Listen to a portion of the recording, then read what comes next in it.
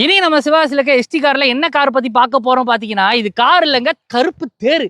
எல்லாருக்கும் ரொம்ப பிடிக்கக்கூடிய மகேந்திரால தார் கார் வந்து பாத்தீங்கன்னா, இப்ப நமக்கு சேல்ஸ் வந்திருக்கு. ஸோ ரொம்ப கம்மியான கிலோமீட்டர் தாங்க இந்த காரே ஓடியிருக்கும். மொத்தமே பாத்தீங்கன்னா ஒரு 30,000 கிலோமீட்டர் தான் ஓடியிருக்கும். சிங்கிள் ஹேண்ட் ஓனர் தான். இன்சூரன்ஸ் வந்து 2026 வரைக்கும் லைவ்ல இருக்கு.